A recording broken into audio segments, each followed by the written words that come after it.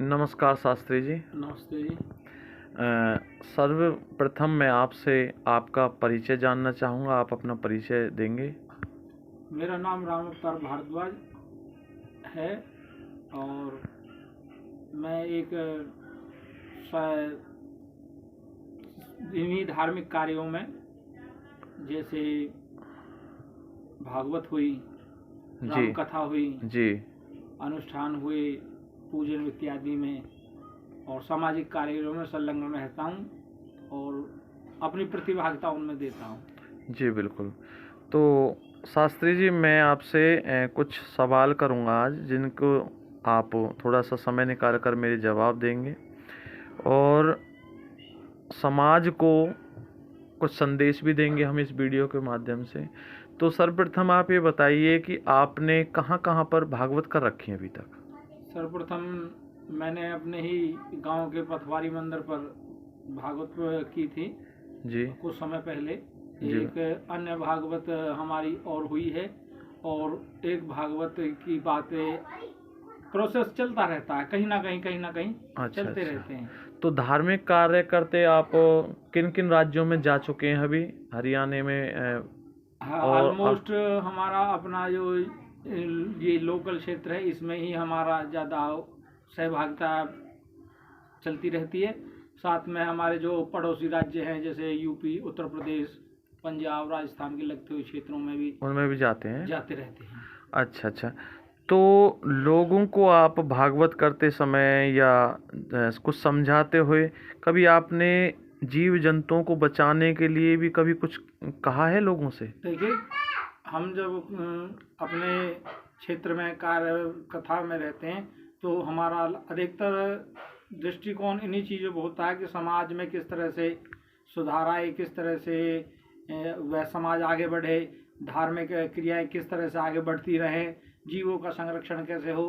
हम अनेक कथाओं के माध्यम से लोगों को जागरूक करते हैं कि जीव हिंसा ना की जाए, जीवों पर दया की जाए, जीवों पर दया करना ही परम धर्म है। अच्छा शास्त्री जी, ये बताइए, देखो जैसे मानव अपना जीवन जी रहा है, तो पशु पक्षियों को भी जीने का समान रूप से अधिकार है क्या? देखिए, पशु ईश्वर ने की बनाई हुई इस पृथ्वी पर सभी जीवों का समान अधिकार है।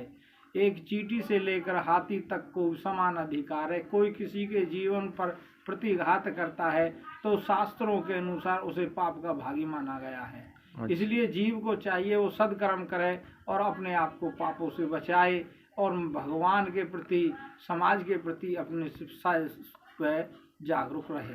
अच्छा, भाई आपने एक सवाल की मैं पूछने के साथ साथ एक जवाब दिया कि पाप कर्म पड़ता है। तो इससे संबंधित मैं आपसे दो क्वेश्चन पूछूंगा, उसका आप जवाब देंगे कि जैसे मान लीजिए लोकतंत्र है, लोकतंत्र व्यवस्था में सभी लोग अपने वोट देते हैं, उनको अपने वोट देने का अधिकार है। तो क्या वोटर यानी मतदाता को अपने वोट देते समय सतर्क होना चाहिए? बिल्कुल, ये आपका जो प्रश्न है बिल्कुल बहुत अच्छा है। और बौद्धिक परीक्षण के अनुसार किसी भी जीव को कोई भी कार्य करे तो उसमें उसे सजग रहना चाहिए और मताधिकार में विशेष रूप से सजग रहे।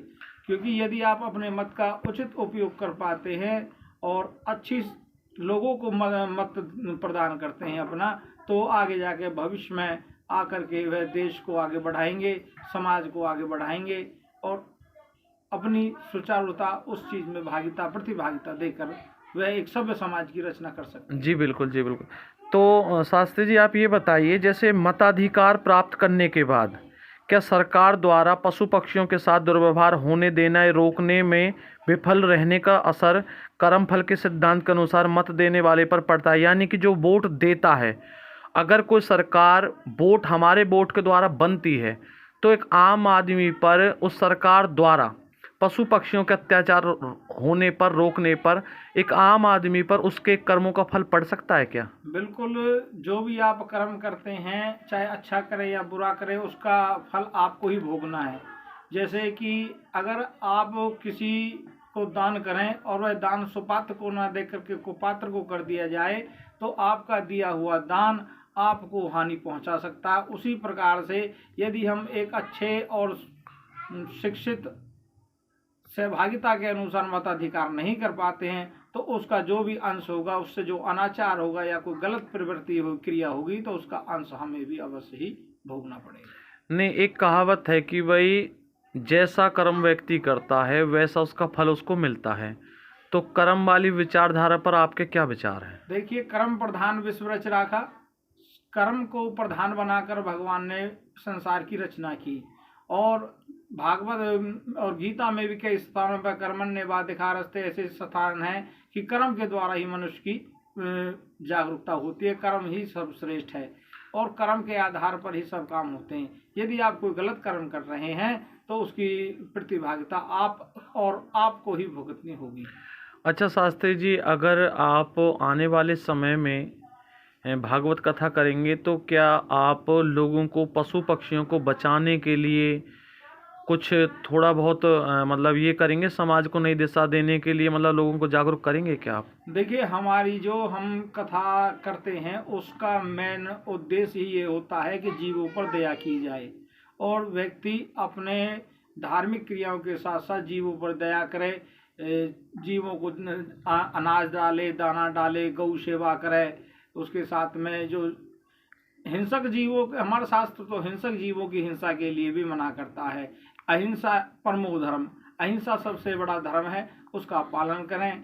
और हम अपने कथन के अनुसार और शास्त्रार्थ के अनुसार भी जीवों को यही समझाते हैं कि बुरा काम नहीं करना चाहिए, जीवों पर दया करें और अपने धार्मिक बने और धर्म को आगे बढ़ाएं। वह इसके साथ ही सभी को जिए और जीने दें।